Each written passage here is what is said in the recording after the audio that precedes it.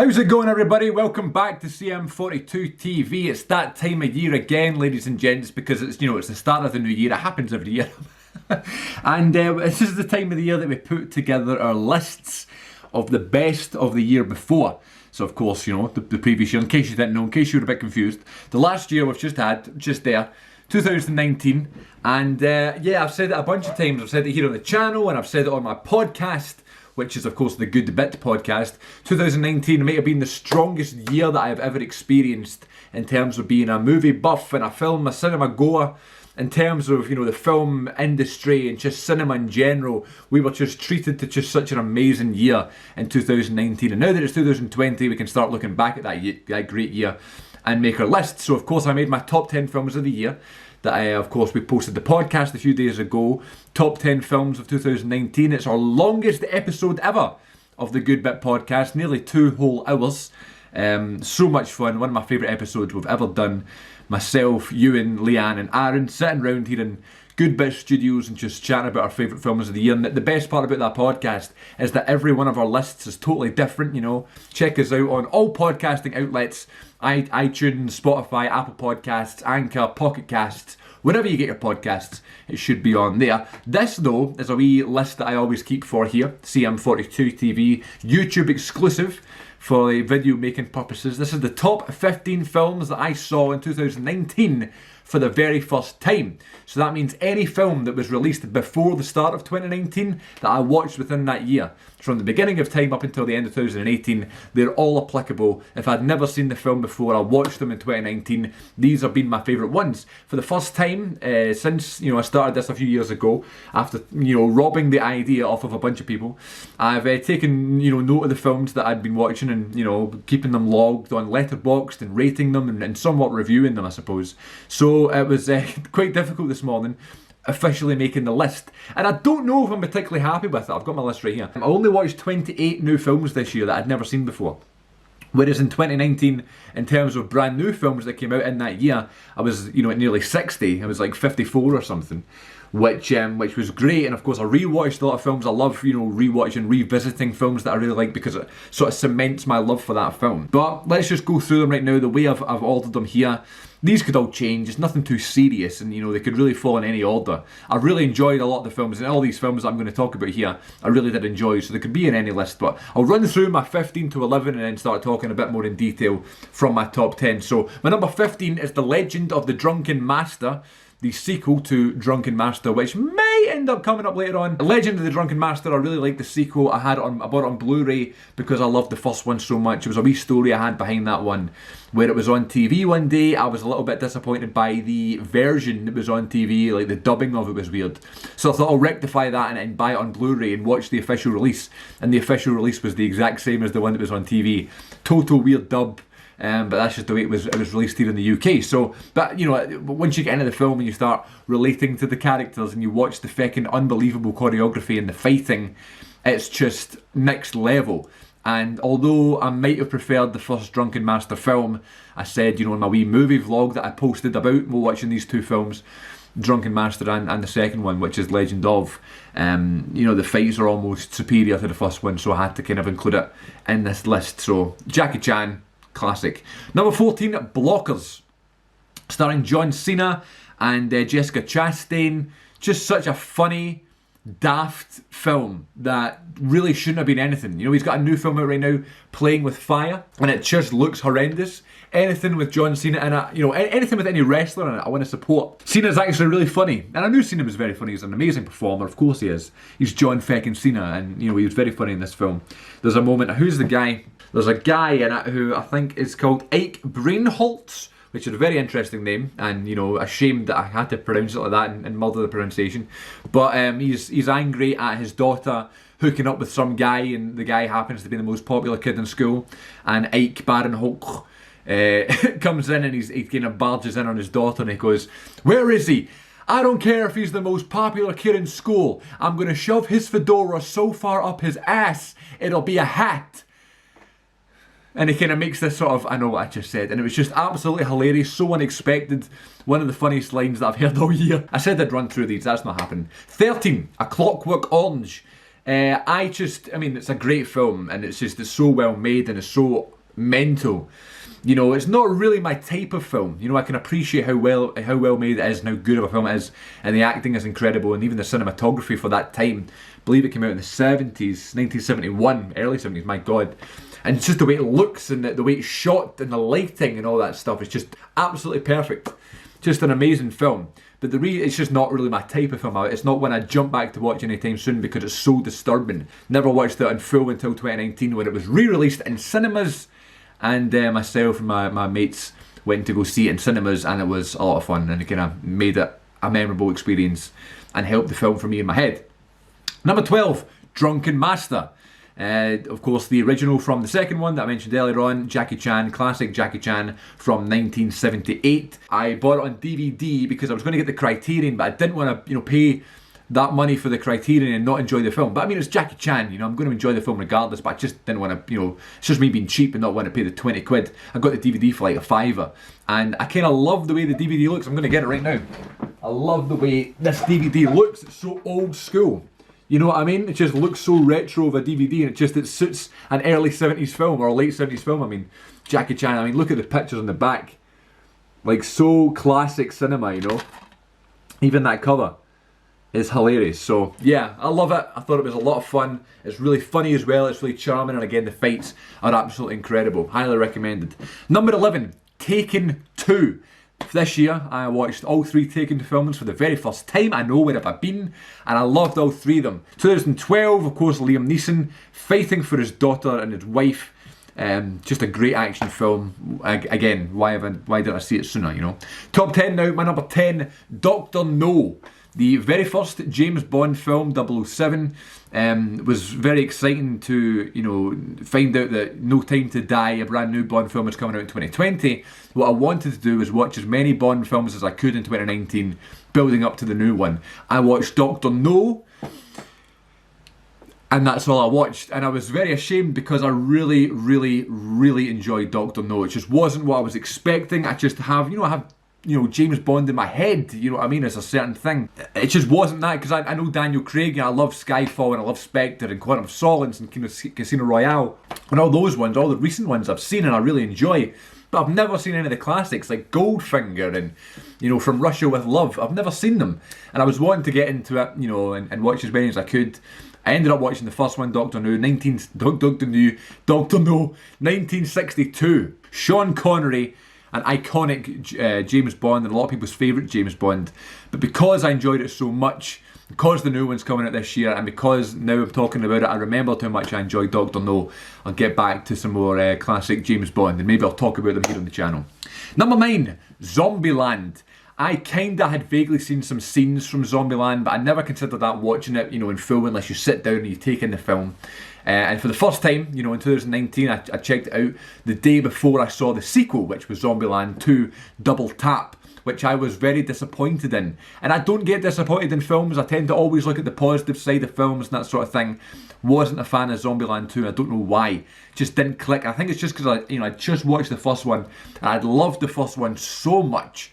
I just thought it was a perfect film of that genre. Daft comedy, but also action and sci-fi. A great cast. I'm not a Jesse Eisenberg fan, not at all, but I actually think it's quite funny in this film. Woody Harrelson is awesome in this film, of course, 2009. Emma Stone, who I've always got a soft spot for. Bill Murray pops up, and it's just a hilarious scene. Everybody's seen Zombieland, apart from me, until now. Very, very happy to check it out, and it's miles better than the sequel. I'm sure the sequel was still alright and, kind of fun, but nowhere near as good. I was just disappointed. Number 8, Talladega Nights, The Legend of Ricky Bobby. This was a film I was dying to see for so long, and I was thinking, I just love, Will Ferrell and John C. Reilly. I never saw Holmes and Watson, but I know it got feckin' slammed. But Step Brothers is one of my favourite comedy films of all time, maybe even films, it'd be my top 30 favourite films anyway. Step Brothers, in terms of relationships between two characters and just non-stop gag after gag, laugh after laugh. Step Brothers is full of it, and one of the films I'll probably watch the most in my life, because it's always on.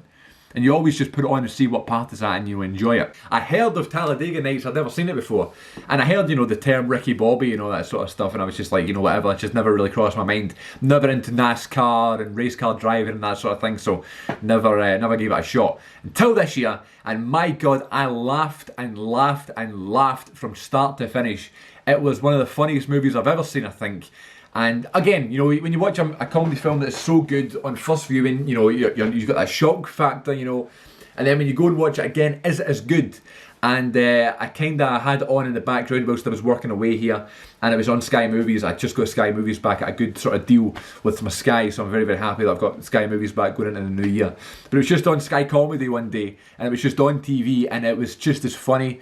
You know, there's a bit where Will Ferrell wins his first race, and he's been interviewed, and he's like, I don't know what to do with my hands. They just keep, and then the person who's interviewing him like keeps putting his hands down, and every single time she asks him a question, he's talking away and answering the question, and every so often he just raises his hand up into the frame for no reason whatsoever, just because he doesn't know where to put them. Absolutely hilarious. Not to mention Sacha Baron Cohen with one of the best performances of his entire career in this film.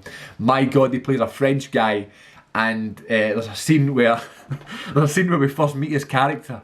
And it's like in this sort of bar, and there's a jukebox, and he plays jazz music, and Ricky Bobby is like, we don't have jazz music in the bar. So he switches off the jazz music, and Sacha Baron Cohen's character is offended. His character is called Jean Girard, and he walks in and he goes, who stopped the jazz music?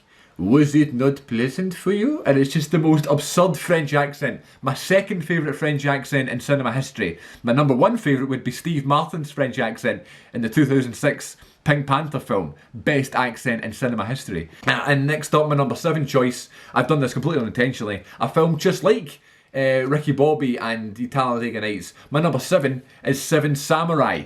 No, I didn't even mean it to be, you know, my number 7, but my number 7 is Seven Samurai. A classic, of course, Akira Kurosawa film. You hear about this film all your life, and you never watch it until that one moment you sit down and you go, do you know what, for 207 minutes, I'm going to sit here and watch an entirely Japanese film with English subtitles. 1954, and it is regarded as one of the best films of all time. I was lucky enough to take part in Asian Cinema Season 2 that was on Razor Wire Reviews, a YouTube channel, and my better friends on YouTube. Seven Samurai is, you know, he says it all the time, it's the best movie he's ever seen. And he had Asian Cinema Season. He asked me if I wanted to do a guest spot on that sort of time on his channel. I was more than happy to do so, and I thought, let's do something cool.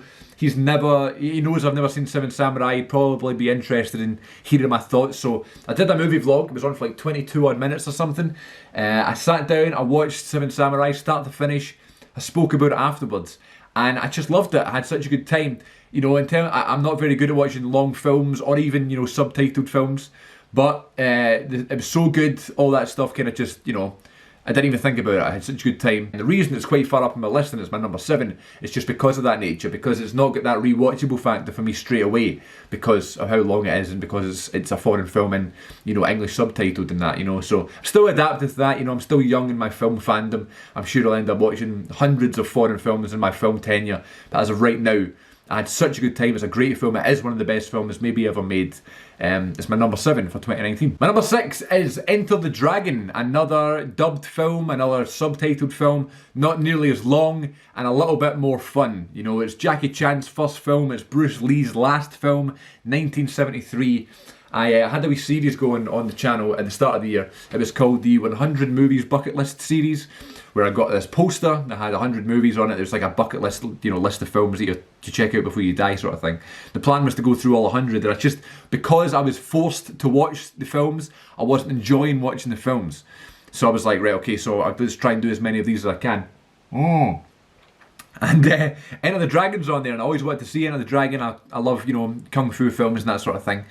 It's always been one I wanted to see. So I watched it on TV. It was just on one night, recorded it.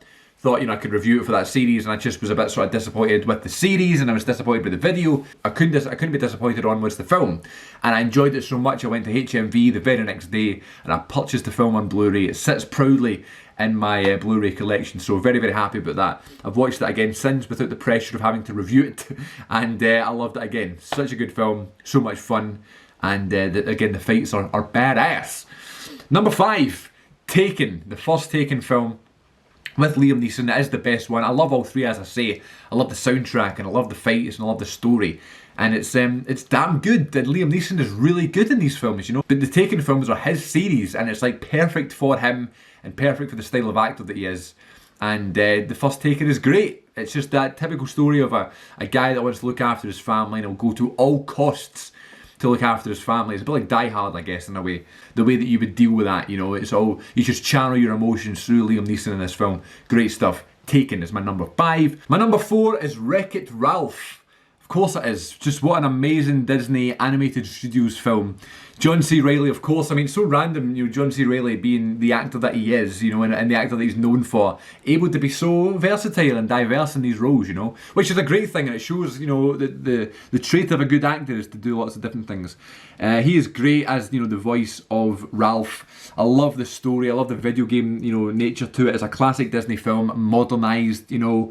Fix-It Felix is hilarious, and is it Penelope or Vanellope is his wee pal. Such a good cast and such a good film. So feel good. Me and my sister actually watched this film right at the start of 2019, and we wanted to see the new one. She hadn't seen the new one, so we were going to, you know, watch both of them. I think she'd seen the first one and just really wanted me to see it, and I just loved it. My God, Wreck-It Ralph is so much fun, and I actually preferred the second one. So again, that's a wee spoiler to what's coming later in the list. I'm gonna nearly finish the list, so it must be pretty high up, you know. Number 3, a film that I'd been dying to see for so long. I'm referring to my phone, that's why I keep looking down. Escape to Victory, 1981, John Huston film, Michael Caine, Sylvester Stallone, Max von Sydow. My God, what a film this was. Always when I wanted to see it because of the Father Ted episode, where I think it's called Escape from Victory, and it's like the over 85s football tournament, a football match, and Ted and Dougal are the coaches. Dougal's in charge of watching the corner flag, and because of that I always wanted to see the film, because I like the episode, and you always kind of know, oh, that's named after a classic film. I don't know what it is about Michael Caine, something about his films and something about his style of acting that I just love. And he is, I'd say, one of my favourite actors. You know, he's just, as an actor myself, it sounds really wanky, but it's true. As an actor myself, he's one of those people that I just admire, and it's one of those people you kind of want to model your career after. Just have this unbelievable line of film history and such a massive catalogue of back films, you know, that you've made in your life that is about a football game, a soccer game based in a prison, and it's a plan is concocted to, you know, try and get the inmates to escape, but they're having second thoughts because a lot of them really have a lot of fun in the jail cell. And Sylvester Stallone has a scene in this film, a young Sylvester Stallone has a scene where he does escape early to try and plant the seeds to get this match going and to get the plan going for everybody else to escape. And it's just one of the best scenes I've seen in cinema in ages. Of course, it's a classic film, it's the early 80s, but just, my God, it's under 2 hours as well, which is it's such an easy watch. It's so much fun. It's kind of funny at times with the banter between the team and the inmates and that sort of thing. I can't recommend this film enough to any film lover, because I didn't know what to expect. I'm not, you know, there's sport films are a hit and a miss, but this is an absolute hit. Escape to Victory is my number 3. My number 2 is Tangled. That's right. My God, Tangled has stolen my heart a little bit. I just love this film so much. Rapunzel with her long hair and her frying pan. Again, another classic Disney film that, you know, I'd been dying to see for so long, and that my sister kind of, you know, pressured me into watching, you know. Mandy Moore, Zachary Levi, and Ron Perlman's in this film. Oh my God, it's one that I have to rewatch actually, because I had such a good time with this film, but the songs make it. You know, it's one of my favourite movie soundtracks of the last, you know, decade anyway. But my God, this film is great. Where Does My Life Begin has been one of my favourite songs to listen to all year. And I love the story. There's something about Disney that just gets me. There's something magical about these films, and they can be kids films and family, you know, films, that sort of thing, but there's something about them that can just get anybody, whether it be Pixar or just Disney animated studios like this one and Wreck-It Ralph. So yeah, I love it. I love the sort of story. I love the classic nature to it, but again, it's modernised a bit like Wreck-It Ralph. And speaking of Wreck-It Ralph, my number 1 favourite movie that I watched for the first time in 2019 is a 2018 film, and it is the sequel to Wreck-It Ralph, and it is Ralph Breaks the Internet. Yes, maybe a controversial pick that I prefer that over Tangled and Escape to Victory and Taken and Seven Samurai, but I guess it's just because I didn't expect anything for the second Wreck-It Ralph film.